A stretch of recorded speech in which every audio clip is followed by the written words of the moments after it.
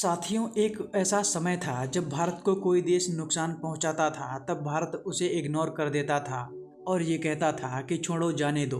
लेकिन वर्तमान का जो समय है, इसमें भारत उस देश को करारा जवाब दे रहा है और पूरी दुनिया को ये मैसेज देता है कि अब भारत बदल चुका है। अगर तुम भारत के खिलाफ षड्यंत्र रचोगे तो भारत छोड़ेगा नहीं। भारत ने अब एक देश के साथ कुछ ऐसा ही किया है। भारत इस देश पर बड़े बड़े आर्थिक प्रतिबंध लगा रहा है और ये कोई छोटा मोटा देश नहीं है, ये एक नाटो देश है जो लगातार भारत से पंगा ले रहा था।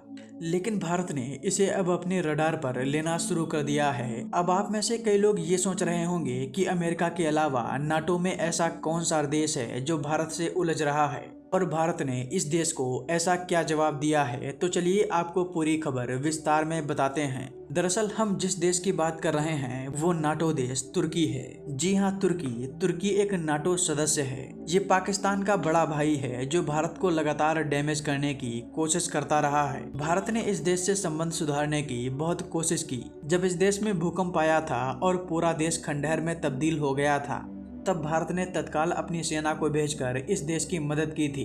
लेकिन तुर्की इतना एहसान फरामोश निकला कि इसने ऑपरेशन सिंदूर के समय पाकिस्तान के लिए अपने हथियारों का पूरा जखीरा खोल दिया था। इतना ही नहीं, अभी कुछ समय पहले इसने भारत आ रहे अपाचे हेलीकॉप्टर्स को भी अपना एयर स्पेस देने से मना कर दिया।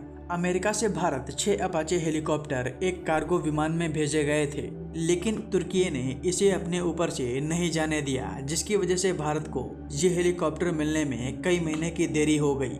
तुर्की लंबे समय से कश्मीर को लेकर भी पाकिस्तान का समर्थन करता रहा है, लेकिन अब भारत तुर्की को जवाब देने के मूड में है। हाल ही में भारत ने तुर्की के साथ एयरपोर्ट कॉन्ट्रैक्ट्स को रद्द कर दिया था और अब भारत ने एक और बड़ा फैसला ले लिया है, जिससे तुर्की को बिलियंस ऑफ डॉलर का नुकसान होगा।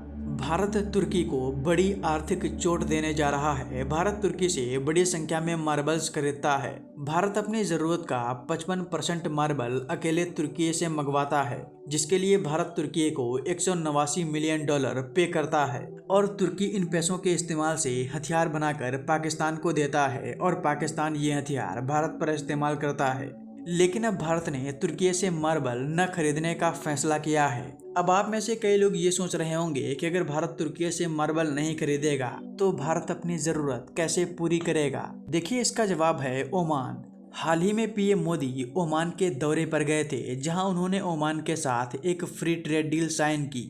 ओमान ने अपने सभी मार्बल के एक्सपोर्ट पर बैन लगा रखा था, लेकिन अब उसने भारत से कहा है कि वो सिर्फ भारत को अपने मार्बल बेचेगा। ओमान के पास बड़ी संख्या में मार्बल्स के भंडार हैं जो भारत की जरूरत को पूरा कर सकते हैं। तुर्की भारत को फिनिश्ड मार्बल बेचता था, लेकिन ओमान की सरकार भारत को रॉ मटेरियल देगी। भारत इनकी फिनिशिंग का काम अपनी फैक्ट्रियों में भारत में ही करेगा, जिससे भारत में लोगों को रोजगार भी मिलेगा। तुर्की से ओमान का मार्बल काफ़ी सस्ता भी होगा, क्योंकि ओमान तुर्की के तुलना में भारत के बहुत नज़दीक है। आप स्क्रीन पर इस मैप में देख सकते हैं कि अगर तुर्की से भारत में मार्बल आता है तो उसे इस रास्ते से होकर आना पड़ता है, लेकिन ओमान से ये सीधे भारत आ जाएगा। अब आप समझ सकते हैं कि कैसे ओमान भारत के लिए गेम चेंजर साबित हो रहा है।